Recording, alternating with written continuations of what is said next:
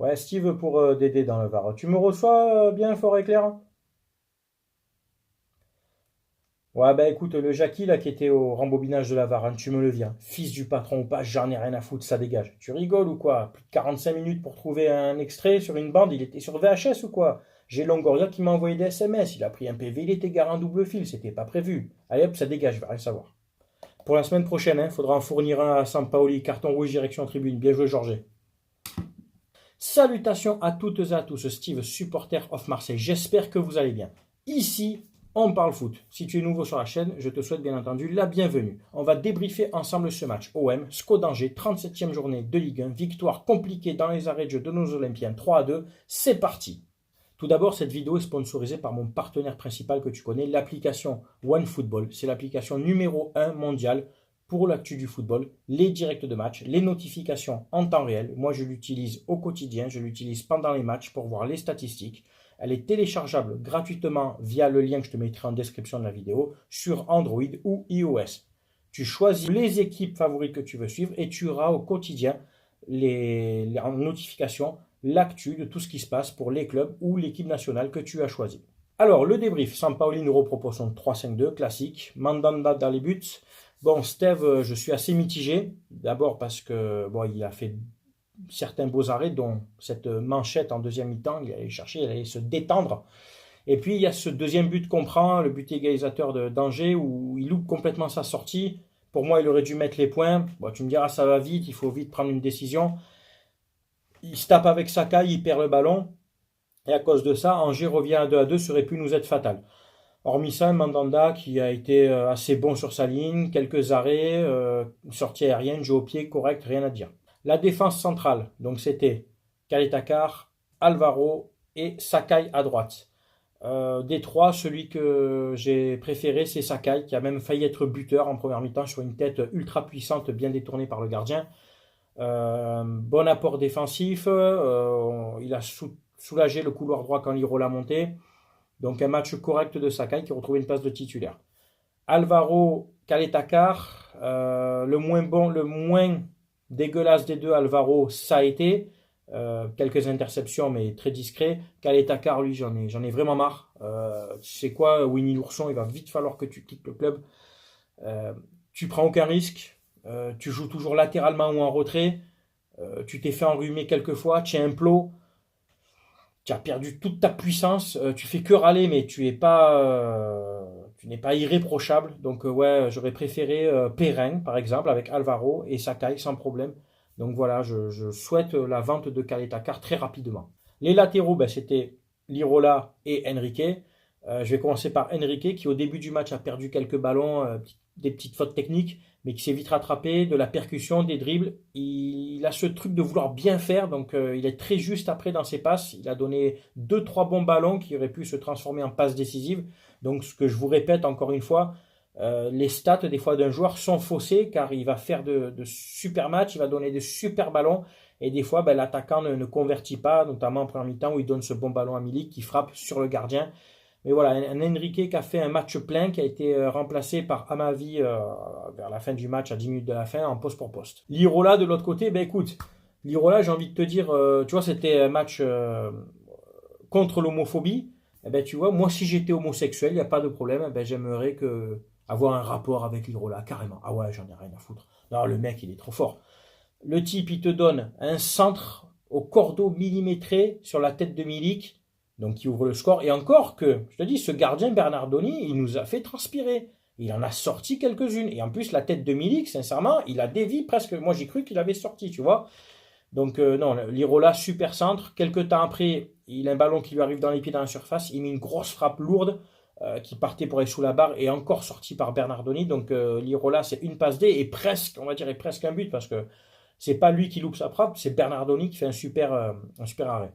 Après, voilà, un match appliqué défensivement, beaucoup d'apports offensifs, un peu plus discret en fin de deuxième mi-temps dû sûrement à la fatigue, mais voilà, encore un bon match de Hirola et j'espère qu'on lèvera son option d'achat.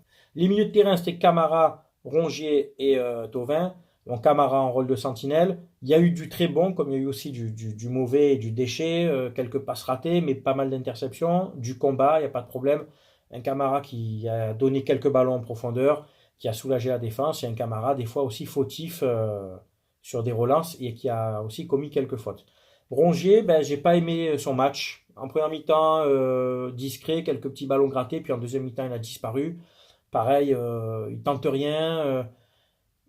Si en première mi-temps, il a cette percussion pardon, où il porte le ballon, il est à l'entrée de la surface, il peut frapper, il peut faire quelque chose. Non, il va la donner à Enrique en la mettant là, enfermée, en l'envoyant à la mort dans le coin. Là. Donc, ouais, non, un Rongier, pas emballé par son retour, j'attends beaucoup plus de lui.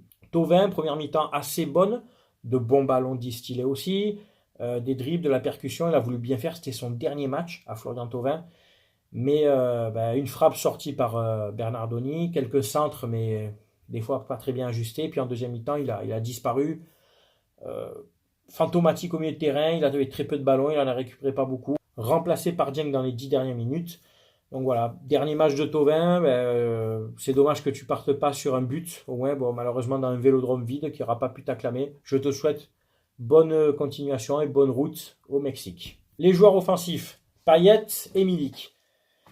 Payet, passeur décisif sur le deuxième but de Milik, et un Payet vraiment en jambes, affûté. Il se bat sur tous les ballons. Il a donné énormément de bons ballons, des jeux en déviation. Ça lui arrive en première intention, une touche de balle. Il ouvre sur un côté. Pas mal de fois avec Lirola, quelques fois aussi avec Enrique. J'ai bien aimé son match de Payet. Une frappe aussi, une belle frappe à terre sortie par Bernardoni. Donc voilà, un match plein depuis quelques temps. Payet, depuis qu'il a retrouvé une condition physique plus en adéquation avec son statut. Donc voilà, je suis content. J'espère que la saison suivante, il repartira sur ces bases-là. Et on voit bien un Payet en forme, c'est un distributeur de ballons, quoi, hein. C'est un mec dangereux. Dès qu'il balle au pied, c'est un type à tout moment, il te donne un caviar. Et pour finir, Milik. Triplé de Milik, bravo. Bravo ton premier triplé en Ligue 1. Alors, le premier but, donc de la tête, légèrement dévié par le gardien. Le deuxième, sur une passe D en profondeur, une touche de balle de Payet, belle frappe entre les jambes du gardien. Et en fait, quand j'ai revu les images, je vous invite à les revoir, en fait, Milik, il lève pas trop la tête, quoi, hein. Conduite de balle, il garde la tête baissée, il tire sans trop regarder, ça passe entre les jambes. Donc, ok, conduite de balle, frappe cadrée, mais gros coup de cul, il faut le dire. Là, on peut être sincère et objectif. Il a un peu de cul parce que, je te dis, à aucun moment il regarde le gardien et il tire entre les jambes. Donc, c'est pareil, si Bernardoni resserre un peu ou qui fait un arrêt de gardien de hand, c'est pareil, il marque pas. Et après, le penalty, sérénité, expérience, son petit pas d'élan et à ras le sol, un peu au milieu. Donc voilà, ce but très très très important qui nous donne à 99% la cinquième place, puisque voilà, il reste un match, on a 3 points d'avance sur Lens. Il faudrait que Lens gagne, que nous on perde, mais que Lens rattrape le goal average. Donc voilà, je pense qu'à 99%, on est cinquième. Alors ce match, on a surtout souffert puisqu'on menait 2-0 et on a eu beaucoup d'occasions, notamment en première mi-temps. Angers revient à 2-1 sur un coup de pied arrêté, une tête déviée, ça arrive dans le dos de Camara. Bon, la tête, elle est rapide, elle est décroisée, ça surprend Mandanda. Le deuxième, une faute de main de Mandanda. Et après, il y a eu le coaching assez tardif, certes, de Sampaoli, mais heureusement. Donc, Amavi est rentré à la place d'Enrique, Dieng est rentré à la place de Thauvin, Benedetto est rentré à la place de Rongier. Et à la fin, donc c'est Milik qui est sorti et c'est Balerdi qui l'a remplacé. Les deux entrants, notamment Benedetto et Dieng, ont été décisifs. Benedetto pour sa passe D en profondeur, enfin je la qualifie presque en passe D parce que franchement il apporte un penalty, et Dieng pour son contrôle dans la course, il résiste avec un peu de puissance, fauché dans la surface. Moi je disais avec mon pote en MP, il se reconnaîtra, j'aurais préféré que ce soit Dieng qui marque, un jeune tu vois, qui donne la victoire, voilà, qui frappe, tu sais, et qui marque, ça aurait été beau. Bon, il obtient le penalty. Après un certain moment de vérification à la VAR, donc déjà le jeu a duré au moins pendant 1 ou 2 minutes, l'arbitre est allé vérifier, et je crois qu'il n'y a pas à discuter, hein. Il le tacle par derrière, il lui prend la jambe d'appui, voilà, il n'y a même pas à chipoter, il y a penalty, bien tiré, et ça fait 3-2. On a galéré, on a peiné, mais voilà, on a allé chercher cette victoire. Ce que je déplore, moi, c'est surtout dans cette première mi-temps, le manque de réussite. 16 tirs, 11 cadrés. Et en première mi-temps, un seul but. Donc, certes, il y avait un très bon gardien en face, mais il y a surtout eu des fois où les frappes étaient un peu trop sur lui. ou pas assez appuyé. Bon, il y a cette tête de Sakai qui est super puissante, qui dévie sous la barre. Donc, oui, il y a eu des occasions, il y a eu de beaux mouvements, mais voilà, il faudrait être plus tueur. Il faut savoir, des matchs comme ça, être 2-3-0 à la mi-temps pour se mettre à l'abri. Et encore une fois, ben, au goal average, on prend que plus 1. On a vraiment du mal à gagner des matchs 3 ou 4-0 ou avoir plus de 3 buts d'écart au moins, tu vois, au moins le gagner 4-1, etc. Et certes, ça procure des émotions, certes, c'est des matchs beaux, c'est ouvert et tout, mais on ne pourra pas gagner à chaque fois comme ça. Voilà, hein, le Sampaoli time, ça marche des fois, mais comme ça peut aussi ne pas marcher. Il faut se mettre à l'abri avant sur toute une saison, c'est pas possible d'à chaque fois cravacher comme ça. Pour les joueurs psychologiquement, ça va être compliqué de faire ça à chaque fois. Voilà. J'ai une petite pensée d'ailleurs, puisqu'on est le 16, le match était en clair sur C8 d'ailleurs. J'ai une petite pensée pour tous ceux, les insiders de mes couilles, désolé, je suis un petit peu vulgaire, qui avaient annoncé que voilà, ce soir, pendant le match, parce que c'est en clair sur C8, il y aurait une annonce officielle que le club voilà, était vendu à telle ou X personnes.